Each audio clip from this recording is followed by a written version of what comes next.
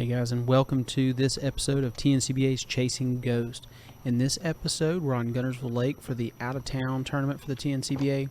We were down there the first full week of June, and things hadn't really heated up kind of the way they had maybe the last couple years. So it was a little bit more of a mild spring. Water temperatures 72, 74. Air temperatures in those low to mid 80s, so it really wasn't too rough. Now it did get a little bit warm. There were some days where, or some time periods where the wind was a little bit stagnant, but it really wasn't too bad. But that kind of put us in a flux as to where these fish were at throughout the tournament. And this video is going to focus solely on the practice portion of what we did. And with that, I want you all to see kind of the transitions that we had to make, because the last time we were down in Guntersville about 7 years ago for the out-of-town tournament, we committed completely to the offshore bite, and we were just way too stubborn, never gave up on it, and it ruined our tournament. I think we only weighed in like one, maybe two fish in that event. So going back down there this time, the goal was to give 2 days, and you can see here we're on Monday down here practicing. Monday and Tuesday we're going to be offshore days. We're going to spend our time offshore graphing. We were going to give those fish a solid effort, but if it did not work out, we were going to ditch it quick. We were going to get out of there. So with all of those things going on, you know, we were trying to hit the high percentage areas when it came to the ledges. We were trying to focus on the best schools we could find. You can see here, catch a big drum on a Carolina rig. We get a few bites out there, but the problem that we notice is, one, current is running super low.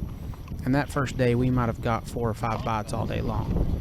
So it was rough. Now here on day 2, we're still offshore. It's Tuesday. You notice we got some cloud cover here, some good wind. We start out at the mouth of Seabold Creek, fishing some humps. Got a little bit of grass on them. We've got some schooling action going on, and you know, we get some bites, but we're just not getting keeper bites.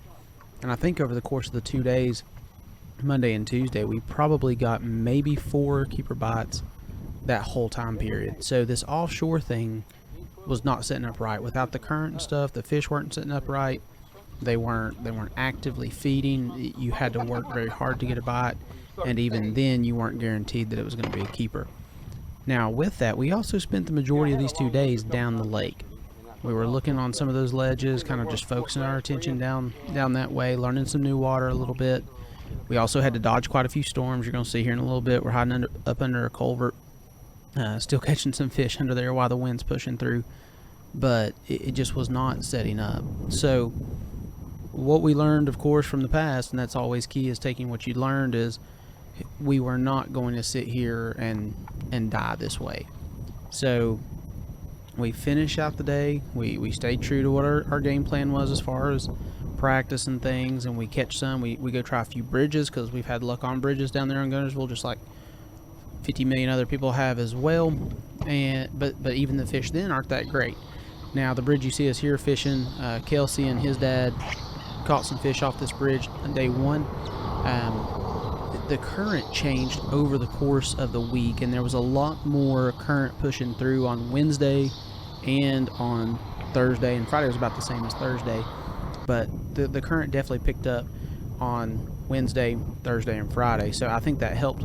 Like that bridge bite, we did have some people catch some offshore on those days. So I feel like the conditions when we were practicing offshore really were not conducive to doing that. But I think at the same time it was a positive thing for us, because you're definitely going to want to watch what happens in the tournament video, the next video that's going to drop after this one. But later in the day on Tuesday, we get to talk to Pope and Olinger, talk to a couple other guys. They're catching fish up shallow, catching them around docks where there's brim. Also talk about seeing some brim beds. And when we get to Wednesday here, which you're going to see change here in just a second, we make that full commitment to stay up shallow the whole day. And while we're up shallow, we spend our time looking for brim beds. As we're easing down the bank, we're looking for docks that have brim active around them, and that's when the light bulb kicks in. So talking to Pope and Olinger, and then being able to see some of this stuff for ourselves. We also went to a totally different section of the lake, something that we found.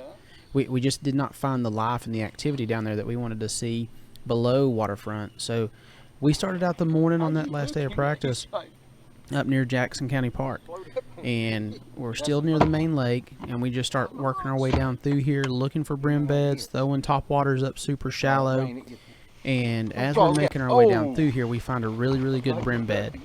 And later on in the day, we even fish some more grass lines where there's some bait and stuff, and we start to pick up keepers, and we start getting some confidence. Now, we haven't fully put it together by this point, and you're not going to get to see the end of the day because the camera died on me. I ran out of room on the SD card, but we start to put it together here, getting bite shallow. Right here, skip a yum dinger way up under a dock.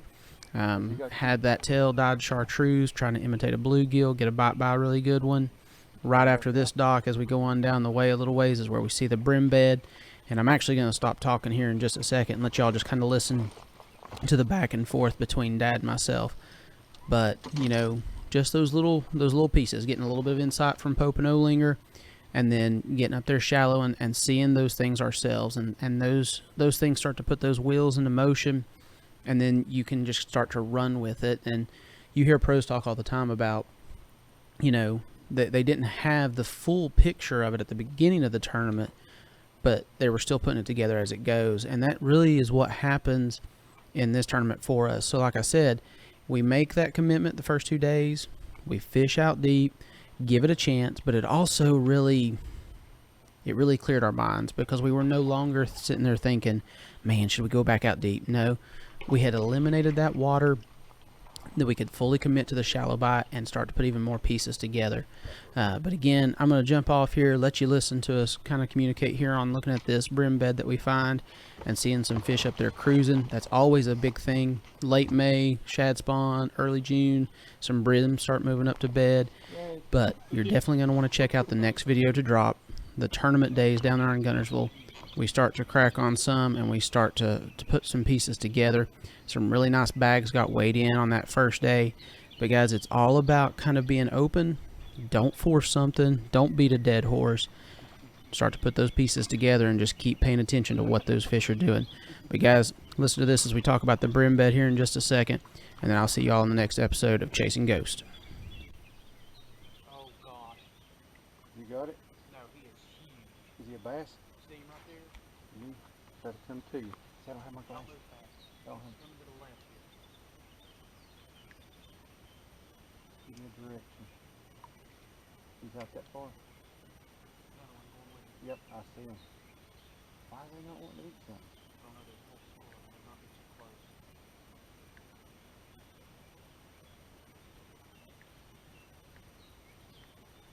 On that one.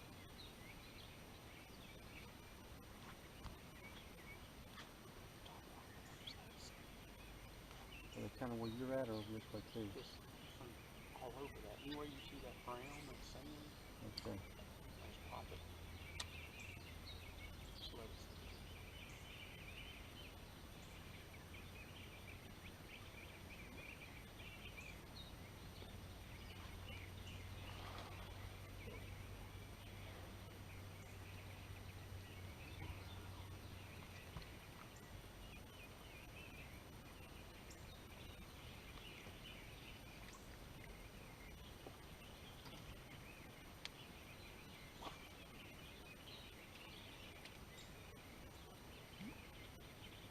Uh-oh.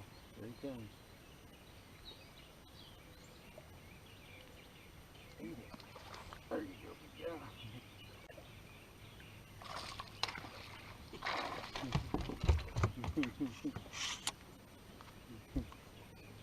Oh, he come running. I mean, he come running up. Don't get in that grass. Come out of there. Come out of the grass. We're doing normal. Guntersville thing.